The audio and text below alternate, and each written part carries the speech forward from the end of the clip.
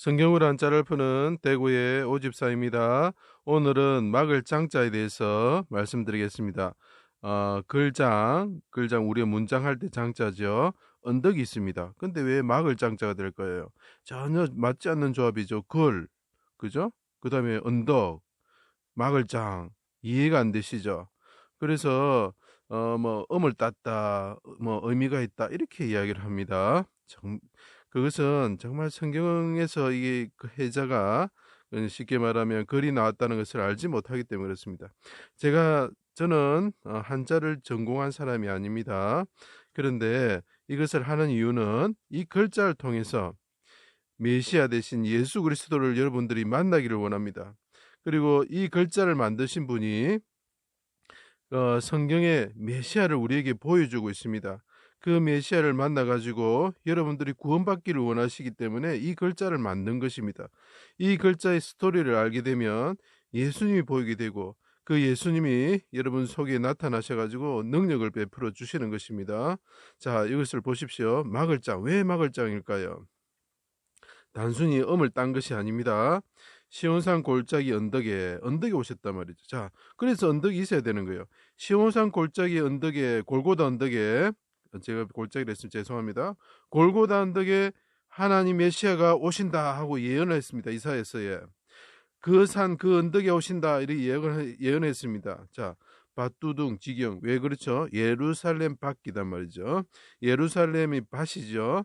제가 밭 전자를 예루살렘에 했습니다. 그 밖에 언덕이 있단 말이에요. 밭두둑이 되겠죠. 지경이 되겠죠.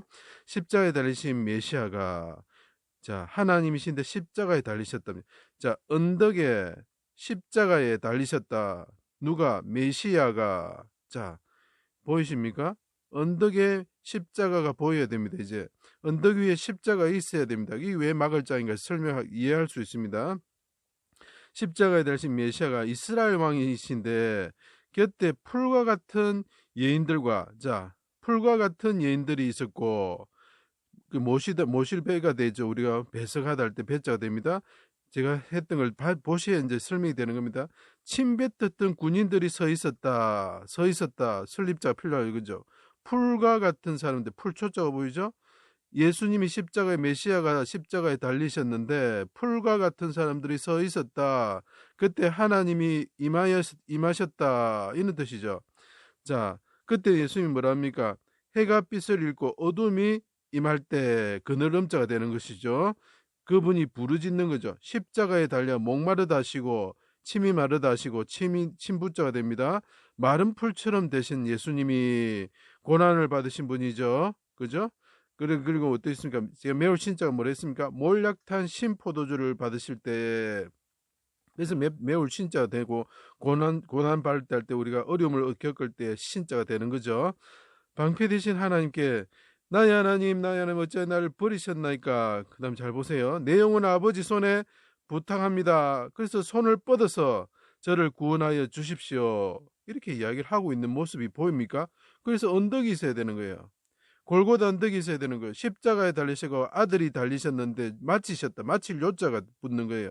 굽었단 말이죠. 마치시면서 허리가 구우시면서 목이 구우시면서 죽으시는 모습이 십자가 달린 곳이 어디라고요? 골고다 언덕이라는 거죠. 그죠? 골고다 언덕에서 십자가에 달리신 메시아가 어둠이 임할 때, 그늘이 질 때, 해가 빛을 잃을 때 소리치시고 그 곁에 침 뱉던 사람들이 서 있었다. 자, 막을 장자가 보이십니까? 자, 이 아직까지 막을 장이 의미가 모르겠죠? 제가 넘어가면서 바로 그것이 성경에서 나왔다는 걸 보여드리겠습니다. 운명하시고 휘장이 둘로 찢어졌다. 이것도 기억하십시오. 부르짖을 때 어떻게 됩니까? 휘장이 둘로 찢어졌다. 자, 그때 시편에 보면 이런 말이 있습니다. 주의 손을 펴서, 아버지 손에 부탁합니다 했죠? 주의 손을 펴서 내 원수의 분노를 막으시며, 손을 펴는 이유가 뭡니까? 아까 뻗칠경이라 그랬죠. 뻗쳐 주십시오. 내 원수의 분노를 막아주시고 주의 오른손에 나를 구원하여 주십시오. 구원하시리다. 약속하셨기 때문에 구원하여 주십시오. 그래서 부르짖는 거예요. 글장이 필요해요. 시편의 글을 말하는 거예요. 아버지께서 원수의 분노를 막아주실 거기 때문에 그런 거예요.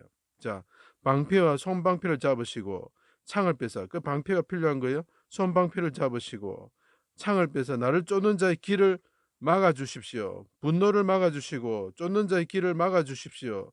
하고 하나님께 당신의 오른손으로 창을 잡고 방패를 잡아서 나를 구원하여 주십시오. 막아주십시오. 자, 막을 장이 되는 거죠. 자, 사람들은 귀를 막아 하나님의 음성을 듣지 않습니다. 내 소리를 듣지 않습니다. 이 옆에서 나의 침 뱉는 사람들, 침 뱉는 사람들은 내 소리를 듣지 않는 자들입니다. 귀를 막는 사람들입니다. 막자가 나오죠. 이 사람들이 막는 거예요. 풀과 같은 사람들이 길을 막는 거예요. 그리고 메시아의 길을 막으려고 구물을 준비하고 웅덩이를 팝니다. 메시아가 있죠. 메시아, 하늘에 오신 메시아가 하나님이신데 메시아죠. 아침 단자도 됩니다. 아침에 하나님께 부르짖는 이 사람을 막습니다. 어디서? 자, 그물을 치고 웅덩이를 파는 게 뭐죠? 골고다 언덕에서 위에 십자가에서 그를 죽이가 무덤에 였는 게 그물이고 웅덩이를 파는 거죠. 그래서 웅덩이를 자꾸 판다, 구덩이를 판다 하는 게 무덤을 뜻하는 겁니다. 그죠?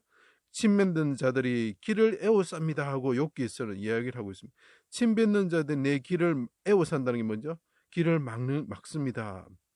어디서?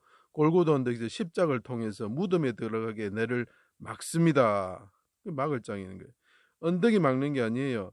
언덕에 십자가에서 달리신 예수님이 죽게 만들어가고 무덤에 들어가게 만드는 그 사람들이 막는다는 거예요. 아시겠죠? 자, 그것은 사람들을 통해서 내 길을 막으시는 하나님께 부르짖습니다.